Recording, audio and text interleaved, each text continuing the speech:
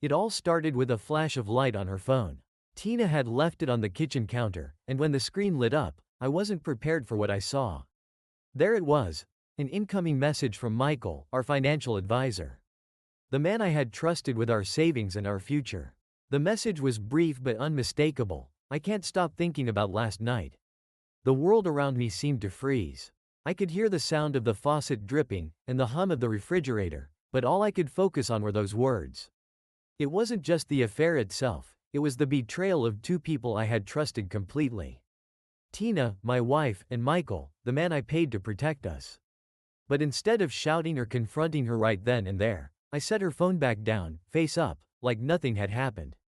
I took a deep breath and walked out of the kitchen, my mind racing. What would be the point of an argument?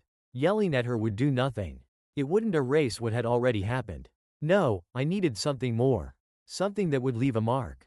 If Tina and Michael wanted to play games, I would show them what a real game looked like. That night, while Tina slept beside me, oblivious to what I had uncovered, my plan began to take shape. They thought they were smart, sneaking around behind my back. But they had no idea how far I was willing to go to make them pay for this. The rage simmering inside me wasn't the kind you could quench with a simple confrontation. It demanded something deeper, more devastating. The next morning, as Tina went about her usual routine, I started mine. But instead of heading to work, I stayed home, combing through our financial records. Every transaction, every document Michael had ever prepared for us, nothing was left untouched. I examined it all, learning the ins and outs of how he handled our finances. I knew that if I was going to take him down, I had to hit him where it hurt the most, his career. For the next week, I gathered every piece of information I could. Tina was none the wiser. She still kissed me goodbye each morning, never suspecting that her perfect little world was about to collapse. I smiled back at her, pretending everything was fine, but in my mind, the gears were turning, moving me closer to my revenge. Once I had enough knowledge, I started working on the documents. It took time, hours spent learning how to forge tax returns, falsify investment reports, and create the illusion of financial fraud. Michael had made a name for himself as a reputable advisor. But even the most careful men could be brought down if the evidence was convincing enough. When I finally had what I needed, I made the call to the IRS. I played the part of the concerned citizen, detailing the suspicious activity of my advisor. I didn't use my real name, of course. I didn't need the glory of being the one who turned him in. All I wanted was to see him burn, to see the life he'd built crumble at his feet. As I hung up the phone, I felt a strange sense of calm. This was the beginning of the end. But not for me, for them. That evening, while we sat down to dinner, Tina's phone rang. She glanced at the screen, her face tightening as she excused herself to take the call.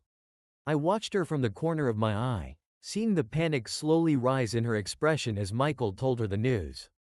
He was being audited. His accounts were frozen. She had no idea what was coming next, but I did.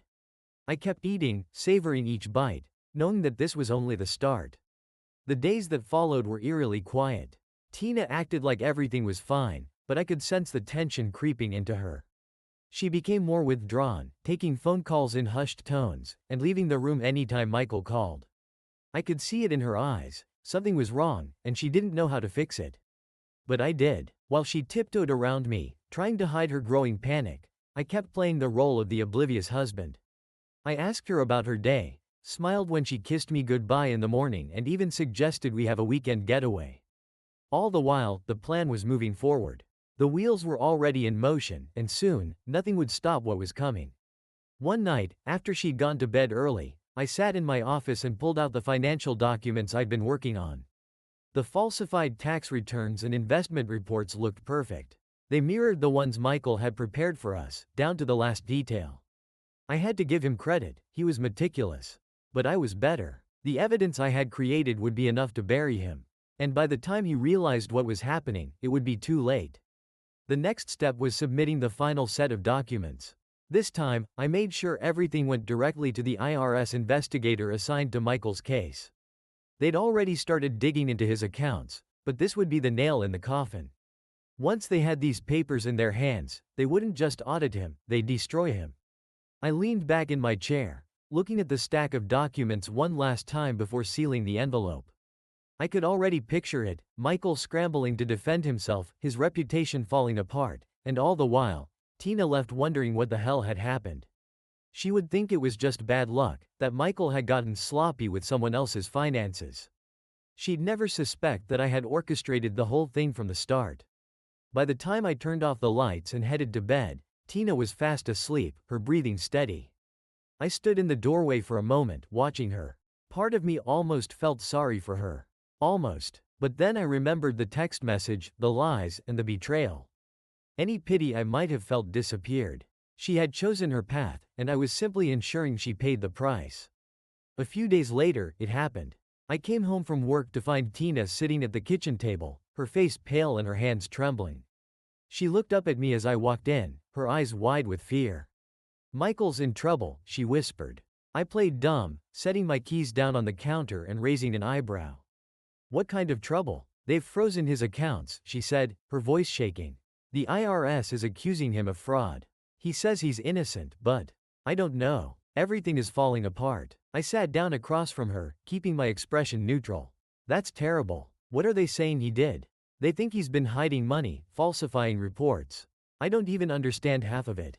Tina buried her face in her hands. "What if he goes to jail?" It took everything in me not to smile. This was it. The moment I had been waiting for. I could see the cracks starting to form, the beginning of the end for her and Michael. And she had no idea that I was the one who had put them there. "I'm sure it'll work out," I said, reaching across the table to take her hand. "If he's innocent, they'll figure it out." But we both knew that wasn't true. Michael wasn't innocent, not anymore. As the weeks passed, things only got worse. Michael tried to fight the charges, hiring expensive lawyers and pleading his case to anyone who would listen. But the IRS was relentless, and the more they dug, the more they found. I made sure of that. Each new piece of evidence only deepened his hole, and soon, even Tina was starting to doubt him. She became more distant, lost in her own thoughts. The late-night phone calls with Michael became less frequent, and her frustration grew. She'd never admit it, but I could see the fear in her eyes, the fear of losing everything. Our finances were still intact, but I knew it was only a matter of time before she realized that was about to change too. The final blow came one evening when I walked into the house and found her pacing in the living room. She didn't even look up when I came in, too lost in her own world to notice me. "We're finished," she said suddenly, stopping in her tracks. "Michael, they're going to arrest him. They found more, they think he's been running a scheme for years." I pretended to be shocked. "Arrest him? For how long?" She shook her head, tears welling up in her eyes. "I don't know, but they're freezing everything. His business, his accounts, everything." For the first time since I discovered the affair, I felt a sense of satisfaction wash over me. This was what I had worked for, what I had planned.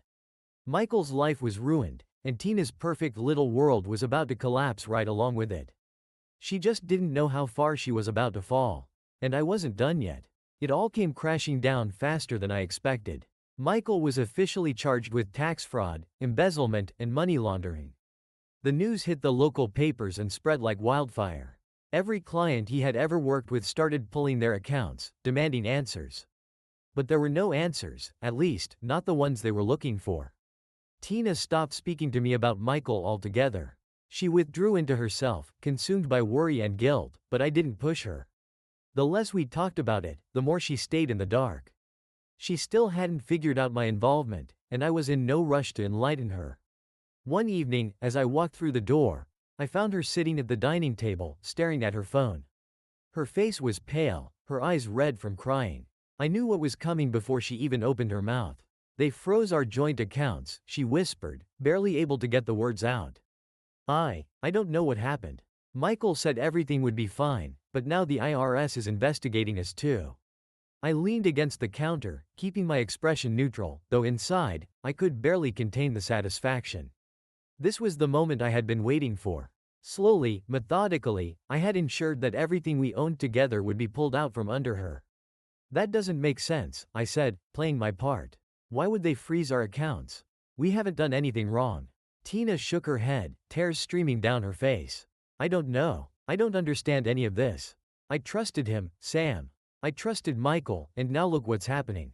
Everything is falling apart." She looked so broken, so lost. For a moment, I almost felt bad for her. Almost. But then I remembered what she had done. She had betrayed me with him, allowed him to worm his way into our lives, into our finances. Now, she was going to face the consequences. I crossed the room and sat down next to her, placing a hand on her back as she cried. "We'll get through this," I lied. "We'll figure something out." But there was nothing to figure out. The accounts were frozen, the funds locked away, and Tina had no access to anything that wasn't in my name. She hadn't realized it yet, but everything she thought she owned, everything we had built together, was already gone. And when she did figure it out, she would be left with nothing. As the days passed, Michael's situation only worsened. He was dragged into court, his assets seized, and his life in ruins. The media circled like vultures, feeding off every new development in the case. His downfall was public, humiliating, and thoroughly deserved. And Tina? She couldn't stop watching. Each news report, each headline, was like another blow, driving her deeper into despair. One night, after the latest story broke about Michael's impending prison sentence, Tina finally confronted me. We were sitting in the living room, the television muted but still showing images of reporters gathered outside the courthouse. She turned to me, her face pale and gaunt, her voice barely more than a whisper. "We need to talk about our finances." I nodded as if I didn't know exactly what was coming. "Everything's frozen," she continued. "We can't access any of it. I've tried, but it's like the money is gone." I leaned forward, pretending to think it over. "That doesn't make any sense, Tina. I've been handling all our financials lately. I don't understand how this could have happened." Her eyes widened in shock. "You've been handling our finances?" I nodded, keeping my face calm. "Of course. After I found out about Michael's trouble, I didn't trust him with anything anymore. So, I moved the money. I put it somewhere safe." Her face went pale, and I could see the realization starting to set in. "Where is it?" I paused for a moment, letting the silence stretch out. "It's gone, Tina." "What do you mean, gone?"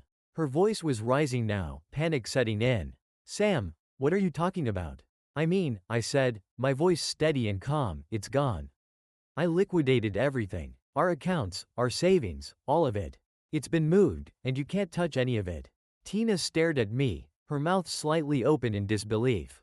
You did this? Why? Why would you do this to me?" I stood up, walking over to the window, looking out at the darkened street below. "Why?" I repeated, my voice low. "Because you betrayed me, Tina. You and Michael. Did you think I wouldn't find out? Did you think you could sneak around behind my back, and I wouldn't do anything about it?" Her breath caught in her throat, and I turned to see the shock and fear etched across her face. She finally knew the truth. "I found out everything," I said coldly. "Every lie, every text message, every little secret you thought you could hide. And now, you're going to pay for it." Tina's face crumpled as the tears came again, but this time, I felt no sympathy. She had made her choices, and this was the price she would pay. "You can leave," I said, my voice as cold as ice. "You'll get nothing. No money, no house, no car. Nothing." She sobbed, her body trembling with grief and disbelief. "Sam, please?" But there was no going back. I had made my decision long ago, and now, I was watching it all unfold exactly as I had planned. "I suggest you start packing," I said, walking out of the room without another glance. Tina left that night. I heard her crying as she packed, the sound echoing through the house like a distant storm. But I didn't care. There was no regret, no second guessing. As far as I was concerned, this was the final act of her betrayal unraveling. She had lied and cheated, and now she was facing the consequences of the world she had built on deception. I stayed in my office while she gathered her things. She didn't say a word to me when she left. The front door closed quietly behind her, and just like that, Tina was gone. I sat there in silence for a long time, waiting for something to hit me. Sadness, guilt, anything. But all I felt was the strange, hollow satisfaction that I had won. The next morning, I woke up to a house that felt different, emptier, quieter. The weight of everything that had happened should have crushed me, but instead, I felt lighter. There was no one left to lie to, no one left to fool. The plan had worked perfectly, and now the only thing left to do was move forward. But there was still one loose end. Michael. Even though his life had already collapsed around him, there was one more part of the plan I hadn't set into motion yet. It wasn't enough for him to lose his money, his career, or even his freedom. I needed him to know it was me who had destroyed him. That everything he thought he had stolen from me, Tina. My trust, my stability, had been part of my own carefully crafted revenge. I made a few calls, pulling strings I hadn't needed to use before. A few old business contacts owed me favors, and I intended to cash them in. I wanted to meet with Michael before his trial started, before he disappeared into the legal system and became nothing more than a cautionary tale for other greedy financial consultants. It wasn't hard to arrange. Michael was staying at a dingy motel on the outskirts of town. A far cry from the luxury home he used to brag about during our financial meetings. His life was in free fall, and I was about to push it off the final cliff. When I arrived, he looked like a ghost of the man he used to be. His clothes were wrinkled, his hair disheveled, and the bags under his eyes made him look like he hadn't slept in weeks. The moment he saw me, a flicker of hope crossed his face, like maybe I was there to help him somehow, to offer a way out. He couldn't have been more wrong. "Sam," he began, his voice hoarse and desperate. "You have to believe me, I didn't know this was happening. The IRS, the charges, it's all some kind of mistake." I let him talk, watching him unravel in front of me. He rambled about how he was innocent, how the system was broken, and how everything had spiraled out of control. He thought he could convince me that he wasn't guilty, that somehow, this was all just bad luck. When he finally stopped to take a breath, I leaned forward, keeping my voice low and calm. "It wasn't a mistake, Michael." His brow furrowed in confusion. "What are you talking about?" I smiled, leaning back in my chair, savoring the moment. "Everything that's happened, the investigation, the charges, your accounts being frozen, it was me. I set you up." For a moment, he didn't respond. He just stared at me, like he couldn't comprehend the words coming out of my mouth. Then, slowly, the realization hit him. "You?" His voice cracked. "But why? We were friends." "Friends?" I laughed, shaking my head. "You were never my friend. You slept with my wife, Michael. You destroyed everything I had. So I destroyed you." His face drained of color. "Tina, you knew?" "I knew," I said, leaning forward again. "And I made sure you'd never recover from it. I planned every move, every piece of evidence the IRS has on you. It's all fake, Michael. But they believe it, and they'll send you to prison for it. Your life is over." For a long time, he just sat there, staring at me in shock. Then, slowly, his hands began to shake. "You ruined me," he whispered, his voice trembling. "You ruined everything." I stood up, looking down at him one last time. "No, Michael. You did that to yourself." And with that, I walked out, leaving him to face the destruction he had brought upon himself. The weeks after my final meeting with Michael were strangely peaceful. The house felt emptier, sure, but it was a welcome kind of silence. I had cleared out every remnant of Tina's presence and tossed away the reminders of our life together. It was as if she had never existed. And in a way, that's exactly how I wanted it. Michael's trial began, but I didn't need to watch. The charges against him were airtight, thanks to the meticulous work I'd put into falsifying the documents. The IRS wasn't interested in second chances, they wanted a scapegoat, and Michael fit the bill perfectly. His lawyers fought hard, but the mountain of evidence was too overwhelming. The verdict came down swiftly, guilty on all counts. The headlines were everywhere. Local financial advisor sentenced to prison for fraud and embezzlement. His name was now a cautionary tale, just as I had envisioned. He had become a pariah, a ruined man with no future. And Tina? Well, she didn't fare much better. She had tried reaching out to me a few times, leaving tearful voicemails, begging me to reconsider. But I ignored her. There was nothing left to say. She had made her choices, and now she was paying the price. I had heard through mutual friends that she was struggling to make ends meet. Living in a small apartment and working a menial job just to stay afloat. The glamorous life she had once cherished was gone. I didn't feel sorry for her. Not anymore. One day, I found myself sitting on the porch, a glass of bourbon in hand, watching the sunset. The feeling of victory was still there, but it had changed. It wasn't the fiery satisfaction I had expected, it was more like a quiet calm. The storm had passed, and now all that remained was the aftermath. I had won. I had taken everything from them, Michael's freedom, Tina's future. But as I sat there, alone with my thoughts, I realized something I hadn't anticipated. Revenge hadn't made me whole again. It hadn't filled the void they'd left behind. It had simply leveled the playing field and ensured that the pain they had caused was equally matched. But it didn't change the fact that I was still sitting here, alone. In the end, I didn't regret what I'd done. I knew they deserved it. But maybe, just maybe, I had been wrong to think that revenge was the answer. Because now that I had everything I wanted, I wasn't sure if it was enough. The sun dipped below the horizon, and I took another sip of bourbon. Maybe now, it was time to start figuring out what came next. Weeks turned into months. Tina's calls stopped. The voicemails, once filled with desperation and pleading, finally went silent. I figured she had accepted her fate. There was nothing left for her here. No sympathy or forgiveness to be found. And truthfully, I hadn't even thought about her in days. It was as if our entire life together had been erased, a distant memory that no longer mattered. Michael had been sentenced to a solid 10 years in federal prison. The media had moved on to the next scandal, and his name was quickly forgotten, just like I wanted. As far as I knew, he hadn't appealed the decision. Maybe he realized it was useless, or maybe he was too broken to fight anymore.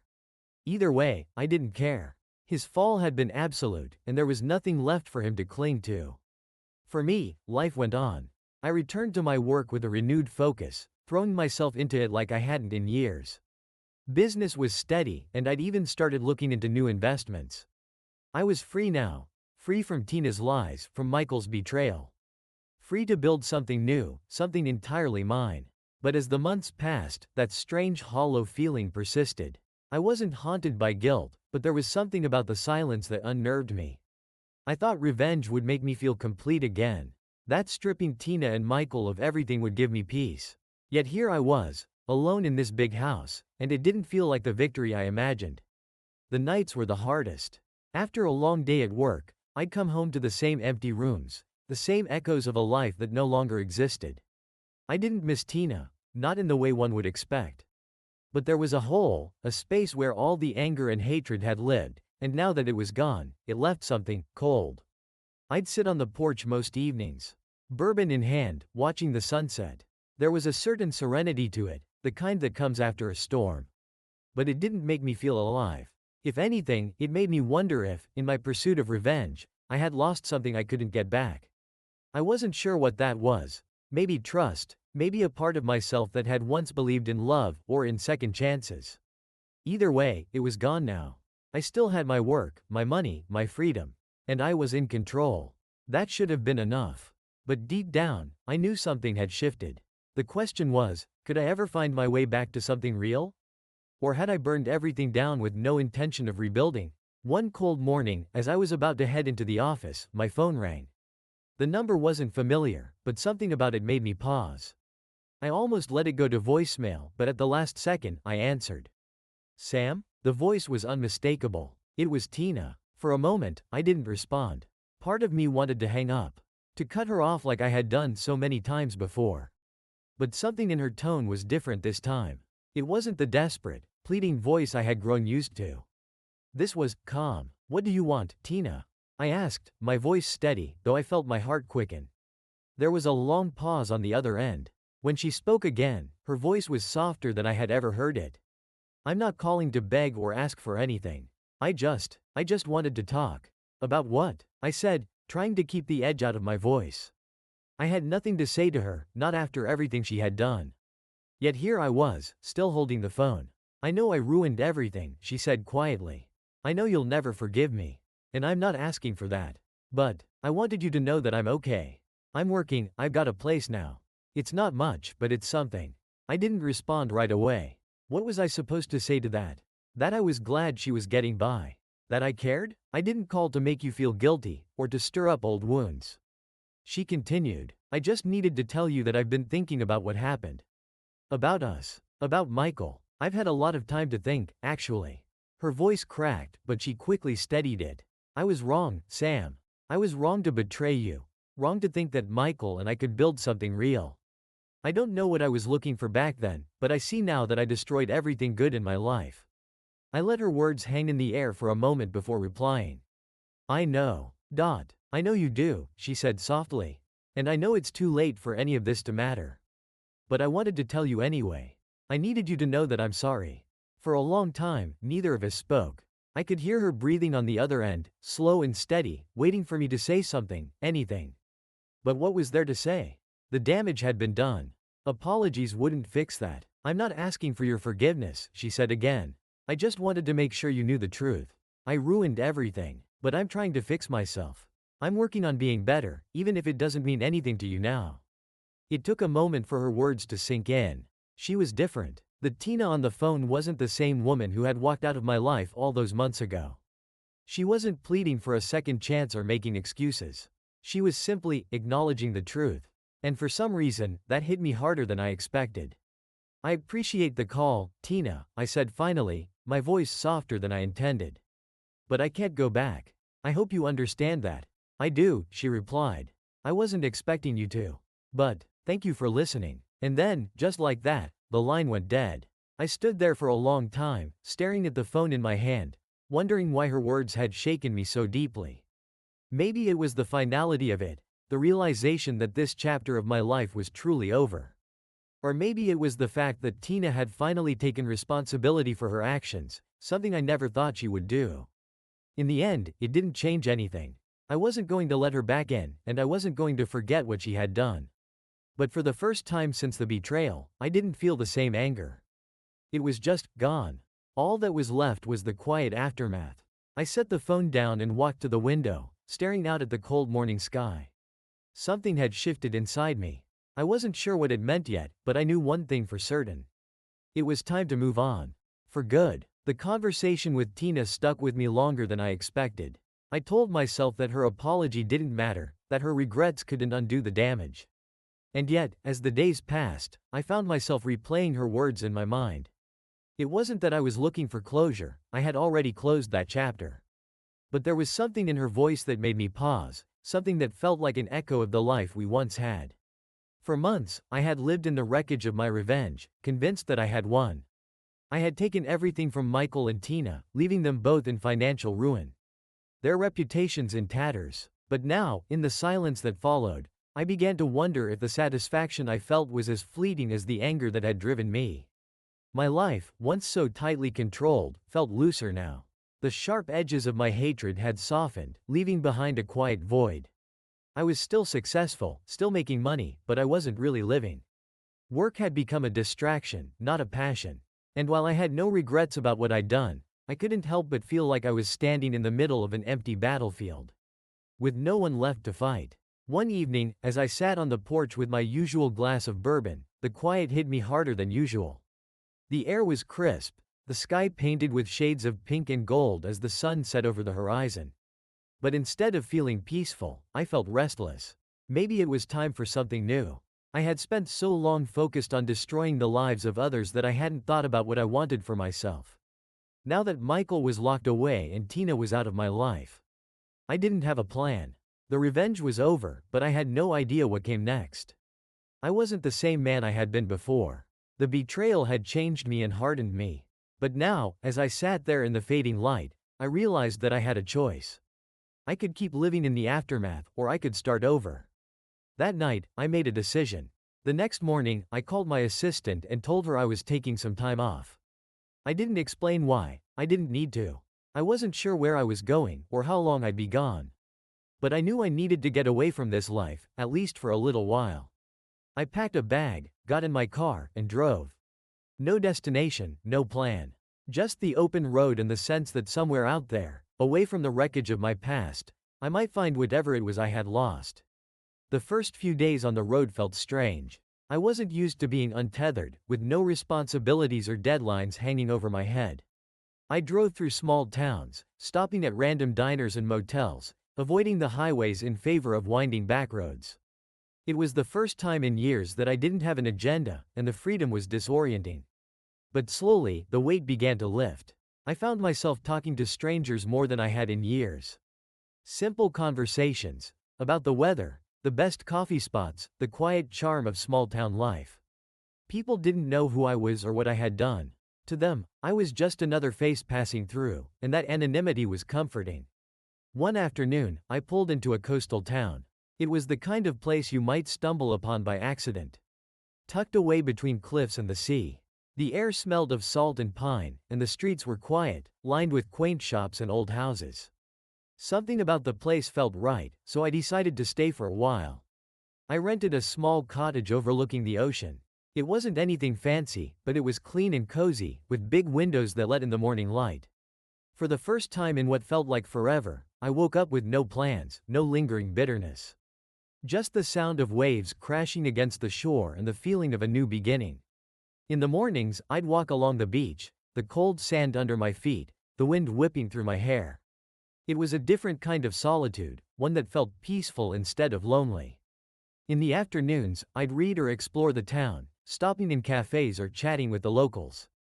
I learned about their lives, their struggles, their joys. It reminded me that the world was bigger than the small circle of betrayal and revenge I had been living in for so long. One evening, while I was sitting on the deck of the cottage, watching the sun dip below the horizon, I realized something I hadn't been ready to admit before. I was free, not just from Tina or Michael, but from the anger that had consumed me. The revenge had been necessary, at least in my mind, but it hadn't been the answer. What I had really needed was time, to heal, to figure out who I was beyond the man who had been wronged. As the days passed, I felt a quiet contentment settling in. I didn't need to rebuild the life I had lost. I could build something entirely new. Something simpler, something real. And maybe, just maybe, that was worth more than all the revenge in the world. I hadn't heard from Tina again, and I didn't expect to. The chapter with her was closed, and I didn't need to reopen it. Michael was a ghost of my past now, a distant memory of a battle long since won. What mattered now was me. What I wanted, what I needed. And for the first time in a long time, I was starting to figure that out. The horizon stretched out before me, vast and full of possibility. And for the first time in months, I wasn't looking back. I was looking forward. It had been nearly 6 months since I'd left behind the city and everything that came with it. The coastal town had become my sanctuary, a place where I could breathe without the weight of the past pressing down on me. I'd established a routine. Long walks by the water, afternoons spent reading, evenings watching the sun melt into the ocean.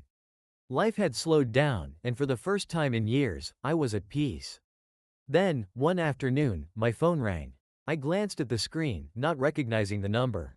Most of the people who had been part of my old life no longer had any reason to contact me, and I liked it that way. But something told me to answer this call. Sam? The voice was familiar, though I hadn't heard it in a long time. Who's this? I asked, even though I already knew. It's Tina. I didn't respond immediately, not out of anger, but because I didn't know what she wanted after all this time. The last time we'd spoken, she had apologized, and I had thought that was the end of it. There was nothing more to say. I'm sorry to call you out of the blue, she continued, her voice hesitant. I know you probably don't want to hear from me. But I just needed to tell you something. I leaned back in my chair, staring out at the waves crashing against the shore. What is it? There was a pause on the other end, then she spoke again, her voice barely above a whisper. I'm leaving the city. For good. This caught me off guard. Tina had always been someone who clung to the life she had built, no matter how hollow or broken it was. The idea of her leaving it behind seemed impossible. I thought you should know, she continued. I've been working, trying to get back on my feet. But the truth is, the city, it's a reminder of everything that went wrong. I need a fresh start. I stayed silent, unsure of what to say. This wasn't the Tina I knew. The woman who had destroyed our marriage and betrayed me for someone else. This was someone different, someone who sounded weary, but maybe for the first time, genuine. I'm not asking for anything, Sam, she said. I just wanted you to know. I know I hurt you, and I know things will never be the same. But I'm trying to fix my life, even if it's too late to fix anything between us. I closed my eyes, feeling the weight of her words. I had already moved on, hadn't I? I had left behind the anger and the bitterness. Tina's apology had been part of that, but I hadn't expected her to come back into my life in any way. Not even like this. Where are you going? I asked, surprising myself. Somewhere quiet, she said. Like where you are now, I guess. I don't know exactly yet, but I just need to start over. There was a vulnerability in her voice that made me pause. For so long, I had seen Tina as the enemy, the source of all my pain.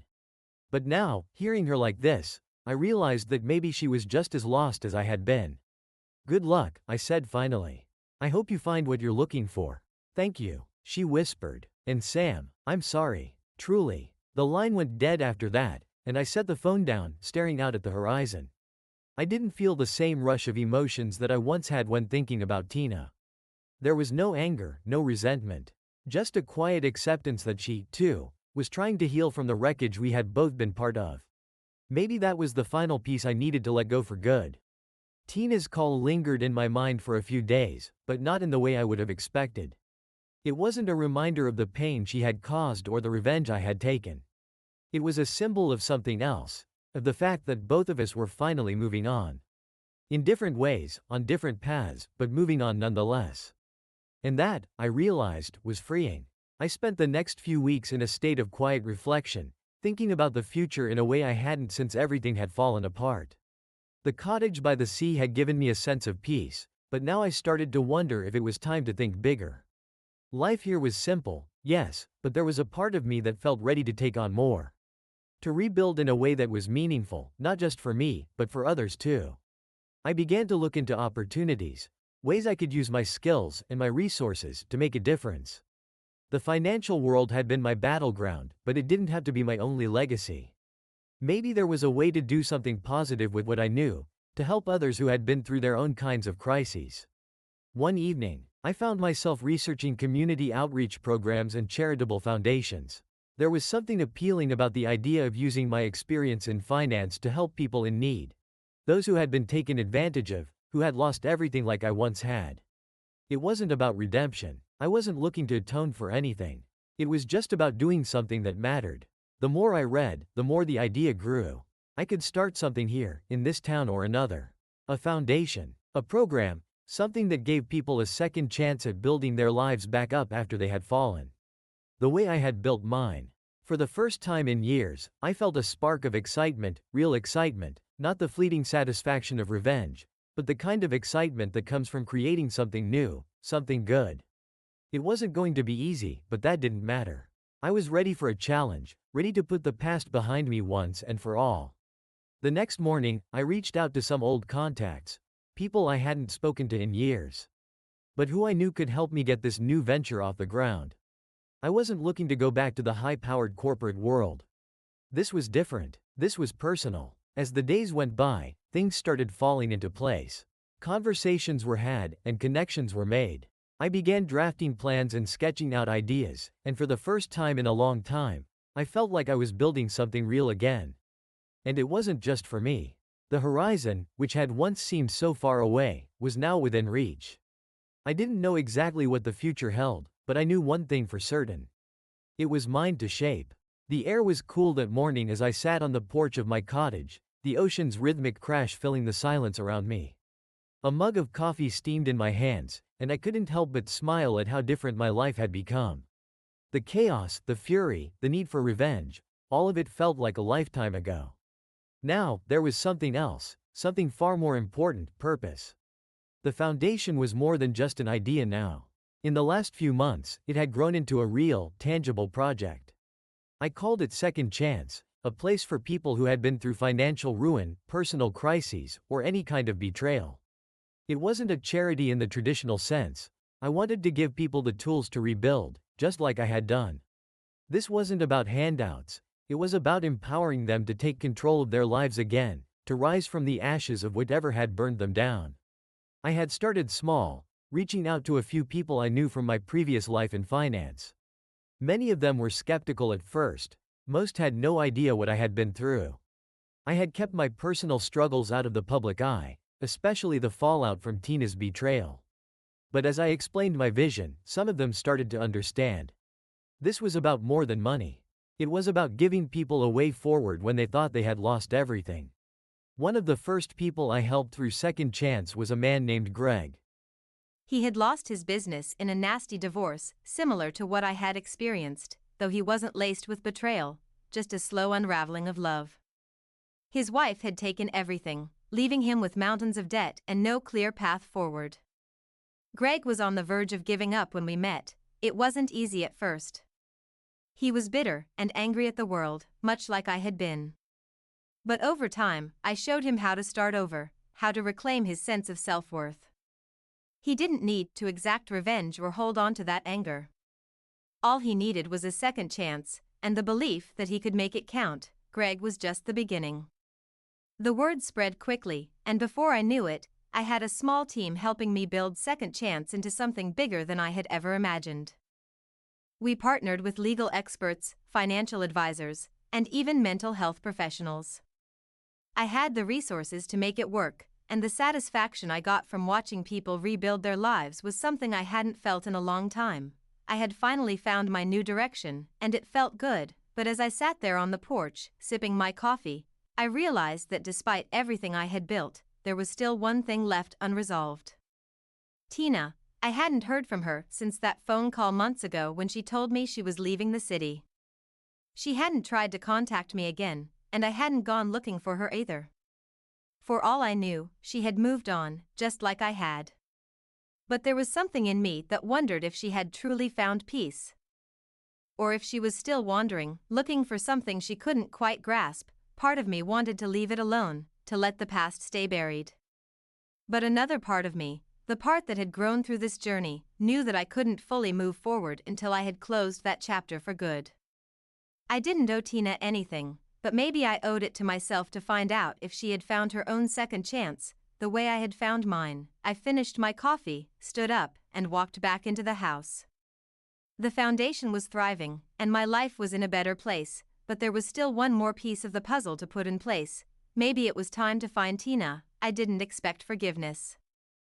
I didn't even expect closure. But I needed to know, for my own peace of mind, if she had managed to rebuild her life, or if she was still as lost as she had been when we last spoke. With that decision made, I grabbed my phone and sat down at my desk. It wasn't difficult to track her down. People like Tina didn't just disappear, they left traces, especially in a world as interconnected as ours. It didn't take long. I found her living in a small town, not unlike the one I had settled in. She had started a business, something modest, a small boutique that catered to locals and tourists alike. From what I could gather, she was doing well enough. It wasn't the glamorous life she had once lived, but it seemed stable. She had built something of her own, just like I had. I wasn't sure what I would say to her, or if I would even say anything at all. Maybe I just needed to see for myself that she had moved on, that she was okay. Or maybe I needed to hear her say that she had forgiven herself for the mistakes she had made. Either way, I knew that this was the final step in my own journey. I had found peace, but to truly close the door on that part of my life, I needed to see if Tina had done the same. I booked a flight for the next week. It wasn't far, just a few hours away. But I knew that this trip wasn't about distance, it was about closing a chapter that had haunted me for too long. As I packed my bags, I felt a strange sense of calm settle over me. Whatever happened when I saw Tina, I knew that I was ready for it. I had built a new life, one full of purpose and meaning. And now, it was time to make sure that the past stayed where it belonged, behind me. The plane touched down with a smooth bump, and as I stepped off, the weight of what I was about to do settled in. It wasn't fear, exactly. It was more like uncertainty. I had built my life up from the ruins of what had happened between Tina and me, and now I was voluntarily walking back into the past. The town where Tina lived was small and quaint, not unlike the one I had found solace in. As I drove through its narrow streets, past cozy cafes and antique shops, I could almost see why she had chosen this place. It was far from the high-paced city life she used to crave, far from the chaos we had both lived in. Maybe this was where she had found her peace. I had no plan. I wasn't even sure if I'd talk to her or if seeing her would be enough. But as I pulled up in front of the little boutique she now owned, I realized that some part of me needed closure, real closure.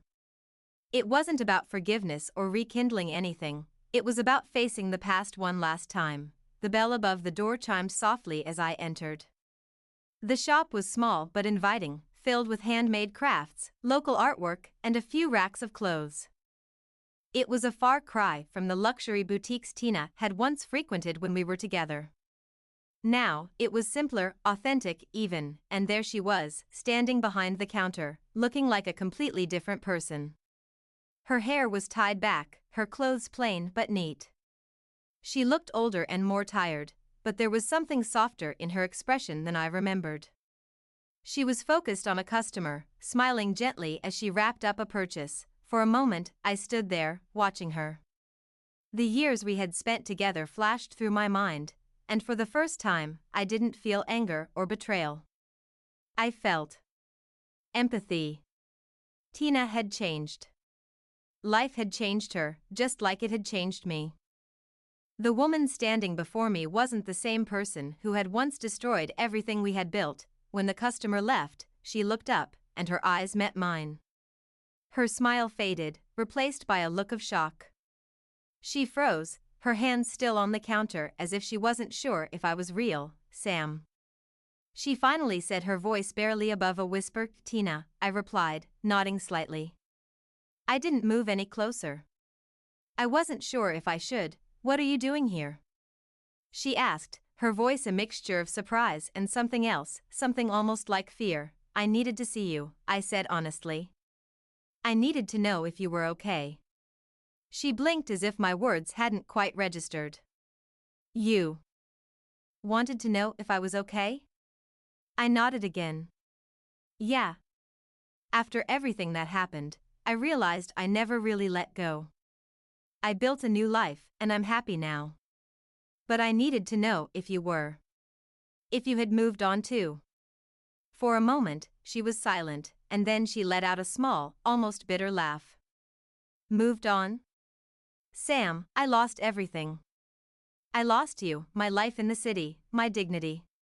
Michael went to prison. I barely scraped by for a long time. I know, I said quietly. But you're here now. You built something.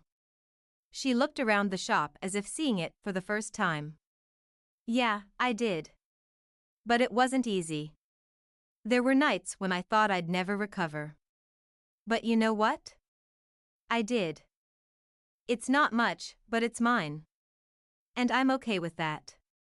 There was a pause between us, the weight of the past hanging in the air.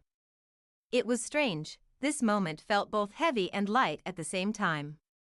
I had come here expecting to feel something, anger, resentment, maybe even guilt, but all I felt was relief. Relief that she had found her own way forward, just as I had. I'm glad you're okay, I said, and I meant it. Tina looked at me, her eyes softening. Thank you, Sam. For what it's worth, I'm sorry. I've said it before, but I'll say it again. I hurt you, and I'll always regret that. I know, I replied. And I've forgiven you.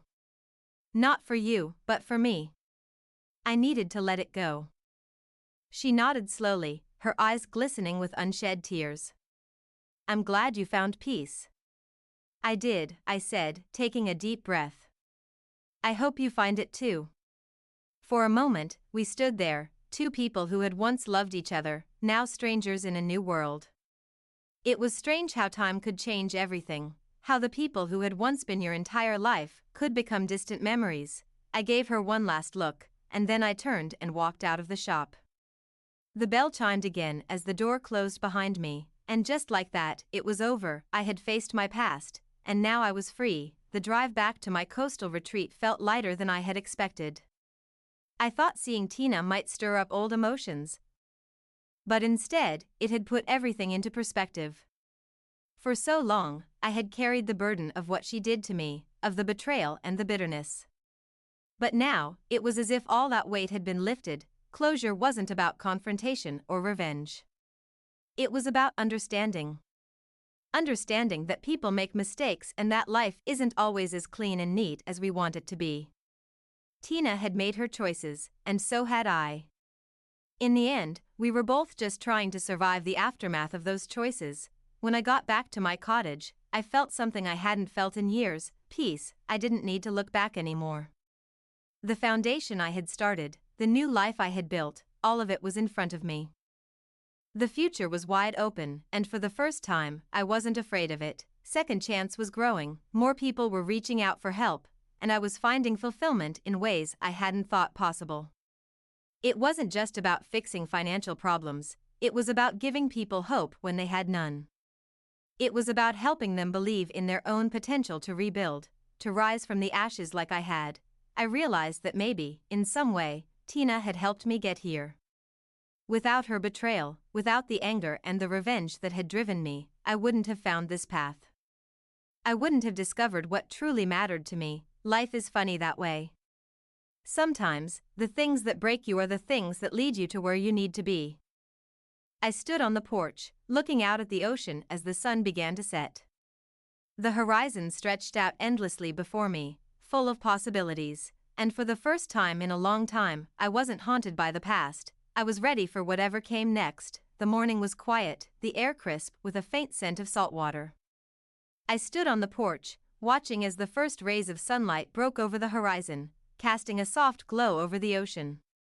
It was a view I had come to cherish, simple, peaceful, a stark contrast to the chaos of the past. For months, I had been consumed by the need for revenge, for justice. And for a time, I believed I had found it. Destroying Michael's career, and watching Tina's world fall apart, it had been satisfying in the moment. But what came after was emptiness.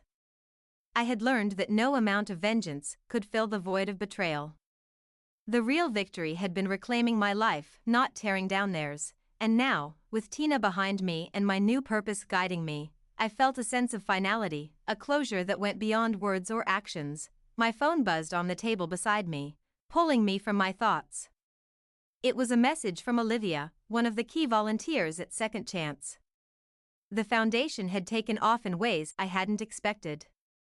We had helped dozens of people rebuild their lives, people like Greg, who had been on the verge of giving up, and many others who had found hope in the most desperate moments of their lives. I opened the message. Olivia had sent an update on a recent case, a single mother named Rachel who had lost everything in a bad investment. Her story reminded me of the past, of how easy it was to trust the wrong people and end up with nothing. But now, with the right guidance, Rachel was back on her feet, running her own small business just a few towns over. It was stories like these that made me realize something important. My real revenge, my true satisfaction, wasn't in seeing others fall, but in watching people rise. The irony wasn't lost on me. In helping others rebuild their lives, I rebuilt my own. I put the phone down, feeling a sense of accomplishment.